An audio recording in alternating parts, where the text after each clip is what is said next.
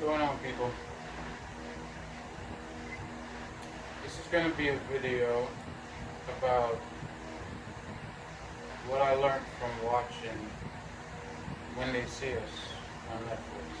Finally took the time to watch it, digest it,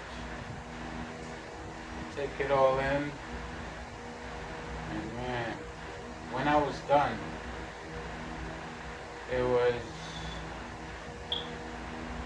not so much of a revelation, but it just made me that much more angry, scared, and interested in knowing what I could do moving forward, because I have sons of my own, to change that dynamic. You can't necessarily change a person's perception that they have of you based on your skin color. Obviously, that's something within them that they have to change. But maybe there's something that I could teach my own children and the youth coming up about just their interactions with law enforcement and the like, because I don't know how these guys did it. I mean, if you watch the show on Netflix, you see that the brother Corey Wise, he looked like he had it the worst. I mean, just the constantly being berated in prison, and everybody's perception of him as, one of the guys responsible for the Central Park Jogger raping, and only 16 years old, and he's getting beat down. Not only was he railroaded by the police, the prosecutor, and all these people that's supposed to be interested in justice, but then he gets to these places of incarceration and the COs are letting people beat on him. I mean, inmates, like caged animals in these places, you can't really hold them in too much high regard for their behavior, but the ones who are in position over them, the COs, the warden, etc., these are supposed to be the people that keep things in order. And it looks like no matter what facility he went to, the story was always the same. Of course, there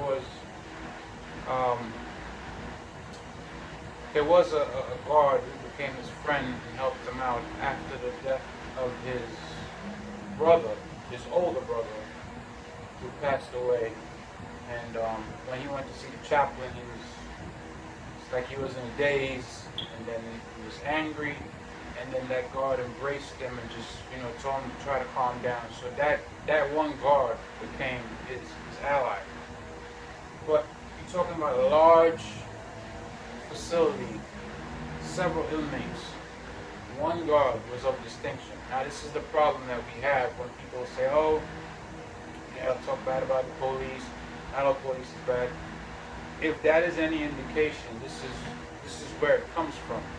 When you have one out of such a large population being the one with the exemplary behavior, the one to do things the right way, the one who is fair, that's not enough. People act like, oh, well, it's only the bottom of the barrel that's the problem. There's a few problem cops. No, it's actually the reverse. There's a few good cops. As you can see from my skin color, I mean, you won't know, but I am wearing a Rangers hat, so yes, from New York. Been stopped many times by the cops. And out of those many times, it's only on a few occasions where I was stopped. The cop was, of course, being nosy sometimes, but not trying to pull me into nothing that I really wasn't guilty of or under suspicion of. So on a few occasions, like I said, I got stopped in my car once. Cop pulled me over. He's like, "Yo, windows are heavily tinted. Can you put it down?" I obliged. I put down the windows. Then he saw I had a privacy screen. I'm like, "Well, this is part of it. I didn't install these. The car came with privacy screen." So he asked me to drop down the privacy screen, pull the window back up. He's like, "Oh, well, it's still pretty dark, but I guess the privacy screen makes it look that much darker." Um, his other cop buddy wanted to test it and all that other stuff, but I have my kids in the car. He's like, "We're not doing all that. We're not doing all that." I think it was if I'm not mistaken, it was the night of July 4th. So we've been hanging out in the park and barbecuing or whatever, or went to a barbecue with our friends and family, and on our way out, we just left. It was evening time. We were driving around, just hanging out. And the guy who was talking to me at my window never had his hand on his gun. He just approached me, hands down. The one time he actually, rested his hands on my car. And then he started asking me about the car. He was like, "Yo, it's a really nice car. They come with this. It has a sunroof, and how you control all these things." Completely forgot about, the dark tinted windows and blah blah. He's like, "All right, man, just go on, have a good night with your family." These are the few instances out of many, and any person that is worth their salt. Young black man will tell you, like, yeah, most times they get stopped by cops. It's on some BS. They fit the description. They're in the wrong place, wrong time, wrong area. I understand it happens. Sometimes you're out there, something happens, and God forbid, you're in that neighborhood, something goes down. The description they give it has too many variables, and you could fall into that category. That's true. But if you get ran up on by police, you don't have any weapons on you, you don't have any illegal drugs on you, you're not loitering in an area where you're not even from. Like, let's say you stand outside your building. Yeah, you could be outside your building because that's where you live. Probably it's too hot inside, or your heat is not on, and you came outside just to get some air. Whatever. It doesn't matter. A good cop will ask you questions. You can answer. You can choose not to answer. Whatever the case is. If you're just open and honest, a good cop will let you go. An asshole cop will try to persist and try to, get you to come down to the station for a number of reasons. It doesn't even matter. Even for the tinted windows. I've been pulled over before for it, and it's like, it went into this whole thing. Oh, I told him, "Listen, that's how I bought the car from the dealer." Like, "Oh no, that's your responsibility. You're supposed to know what level of tint you get, and even if the dealer sold it to you this way." Like, complete assholes. So I go back to the story and I think, wow, like, these kids are, because I never had those experiences so much as a teenager. But to see what they went through as teenagers, and these grown men can be so callous towards them in a rush to judgment, it was just like, wow, this is how it actually went down. And mind you, when they were exonerated, it barely made the news. It's like you heard about it, and then just like that, there was nothing more. And then this docu-series comes out on Netflix, and you're like, wow, man, these guys were so young and they went through so much. And I think the underlying message is that, if you have a child that is a minor, no matter what happens, if they get stopped and taken into police custody for any reason, you have to let them know that they do not speak to anybody until the mother is there, you the mother, or you the father, whoever the viewer is right now, or somebody that is in authority over them from their family. I'm not talking about an older sibling, an older cousin. No. I'm talking about somebody older that has some damn sense. An older auntie, an older uncle, somebody who's old enough, wise enough to say, listen, don't say anything. Go speak to the cop. Listen, why are you having my son, nephew, niece, whatever here, for whatever reason, and you hold him in and you're trying to question him without his parents or his guardians present. I think that's one of the underlying factors or key things that I pulled out from watching this, is that there's something else on Netflix, the confession tapes, and it shows you how even grown men have been made to confess things that there was little to no evidence that they were even present when the crime was committed, and they end up facing jail time. Even when they gave DNA evidence and it was proven that none of the victims' DNA or what was pulled from under their fingernails or whatever the case may be matched with that person was still incarcerated because they were interrogated for like 40-something hours by all these cops, threatened with, depending on where you are, yes, the death penalty is still in effect in some states. So when you have people telling you that you're going to get that needle in your arm, they're going to put you to death, they're going to make this case, unless you confess, and then they'll be lenient. So it's like you're staring down the barrel of a gun and you have no defense. So there was a lot to take away from that series. I mean, the average person would be angry and, probably want everybody's head on the platter that know these guys. And one thing I have to say too is, like, they talked about how much they were awarded. At the end, they said they were awarded like 41 point something million dollars, I believe. I guess the problem with these people, they think that no matter what they do to you, they can print out some money, write you a check and say, here, just hold that. That's all. You can't pay a person, in reality, you can't pay a person for going through that kind of traumatic event. Yeah, it might be a little compensation for their time that you took away from them for their earning abilities and whatever else that they missed out on, whether it be school or whatever opportunities.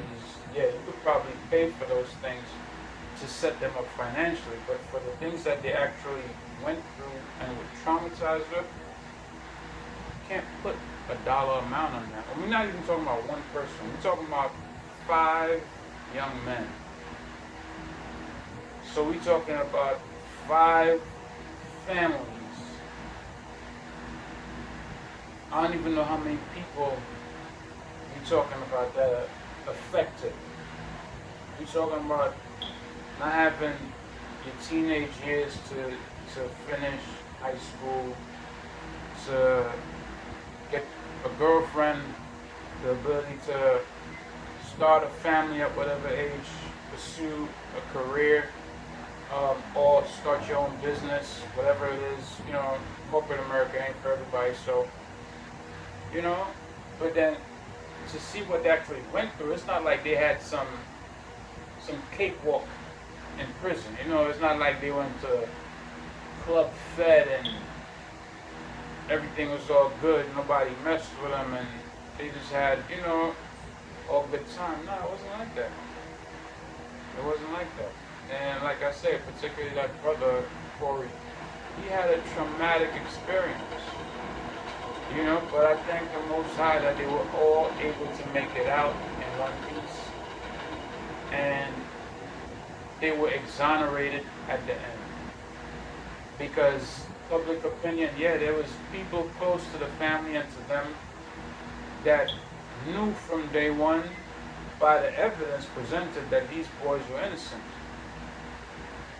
Most of the people knew that, listen, this is contrived. It don't even make sense. Then you have the dude testifying in court that he took the DNA from the sock, and the guy, the defense lawyers look at him like, a sock? He took what from a sock? He's like, yeah, I tested the sock, and the dude was like, so did it match? He's like, no. He was like, did it match anybody? He's like, no. You had things like that happen, and then these kids were still sent to prison. And a 16-year-old being put with all these other hardened criminals. Like, who does that? You know what I mean? And if it was really justice, then those people that were responsible, they should have to go through the same thing that these kids went through. Because guess what? They're all grown up, they're all adults. They should be able to deal with that with no problem. Can you imagine these cops being thrown into general population, have dudes gang up on them, beat the shit out of them? Or the prosecutor, whatever the name is, some Fairstein, or something, I don't remember her name. But the one who was the one pushing the agenda, like, yeah, and then at the end the woman came up to her, pulled out books, said, while you was busy writing books, these boys threw behind bars for something they didn't do, and now we have the real person. She's like, no, they got what they deserve.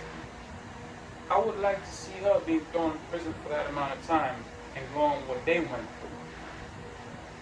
Talking about giving them some money, like that's gonna make up for that. No. And you could see it in their faces. You could see it in the eyes, like what prison did to them. If you saw the series that I'm talking about, you can see it's in the eyes what that experience did to them, because they were so young, and of course they were innocent. So, you know, that does something to you mentally, that, you know, giving you a comfortable lifestyle, it don't really compensate you for that. So in closing, I would say that, you know, it is imperative that we let our young sons and daughters, young men and women, know that, you know, if God forbid something like this happens to you, number one, you ask for your mom, dad, or whoever. If you don't, God forbid that you have a mother and father in your household, your legal guardian, or an adult that you are close to, that you trust, that knows your character, that will be there to speak on your behalf. Don't say anything, don't give any statement, don't be coerced into anything.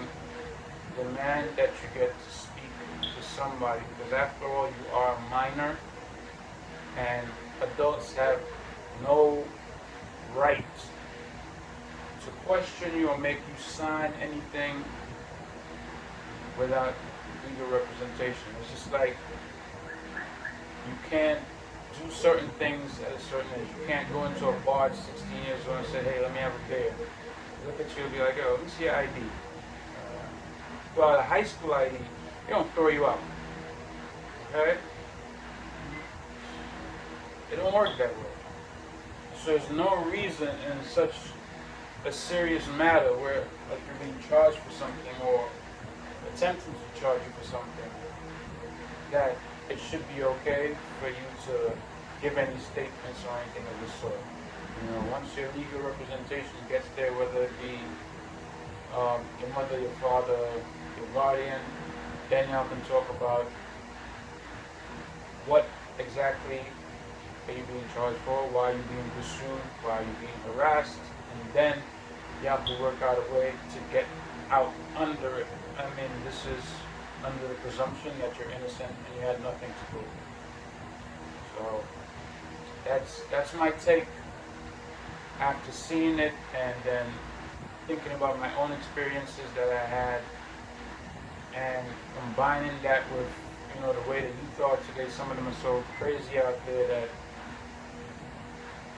there's a perception built that, these young teenagers they're off the hook, they're this, they're that, but, as parents and or guardians, we need to step up to the plate and, bear that burden of responsibility to do better. That's just facts. It's up to you to set that mold for your child. Nobody else is just going to take it upon themselves to do it, so it got to be up to you.